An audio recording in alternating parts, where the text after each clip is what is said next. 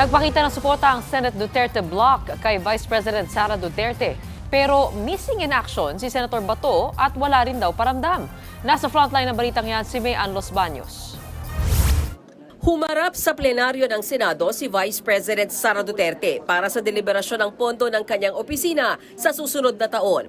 Pero wala pang 5 minuto lumusot na sa plenaryo ng Senado ang pondo ng OVP.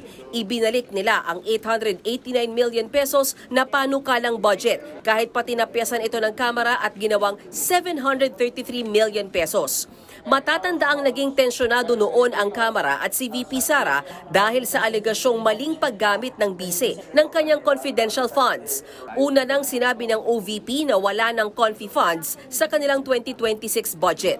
Matapos naman ang deliberasyon ng OVP budget sa plenaryo, nagkita-kita sa Senado sila VP Sara at ilan pa sa kanyang mga kaalyadong sila Senators Robin Padilla, Bongo at Amy Marcos. Ginawa pa nila ang Duterte fist pose, pero kapansin-pansin na wala si Senador Bato de la Rosa. Ang bise, hindi na tumanggap ng tanong sa media. What do you make of Zaldico's statements in the president? Wala na akong questions. Thank you. Next year na. Thank you. Sa maikling press ko, nagpasalamat ang bise sa Senado sa pagpasa ng OVP budget. Ayon naman kay Finance Committee Chairman Win Gatchalian, ngayon ang huling araw ng budget deliberations dito sa Senado. Nakatakda sana si Senator Bato de la Rosa na mag-defend ng budget ng Department of National Defense. Pero absent pa rin siya hanggang ngayon. Samantala, planong isa lang sa period of amendments ang pambansang budget sa susunod na linggo. Hindi pa pumapasok si Senator Bato de la Rosa simula nang mag-resume ang sesyon. Kay SP yung kay Senator Bato lang, nagpaalam po ba siya na absent siya even budget day? Hindi, he has not gotten in touch with me since the break.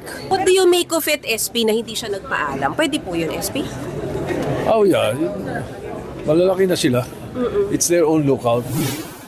Ayon pa kay Senate President Soto, hindi magandang absent ang senador na magdedepensa ng budget ng isang ahensya.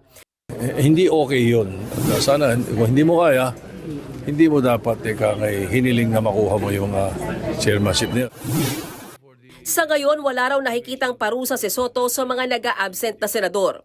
Hindi rin daw nanghingi ng tulong si Bato kay Senate President Soto tungkol sa umuugong na arrest warrant ng International Criminal Court laban sa kanya, kaugnay ng drug war. Nagbabalita mula sa Frontline, Mayan Los Baños, News 5. Mga kapatid, Mayan Los Baños po, huwag magpahuli sa mga balita at impormasyong dapat ninyong malaman. Para sa mas malawak na balitaan at diskusyon, mag-follow at mag-subscribe na sa social media pages ng News 5.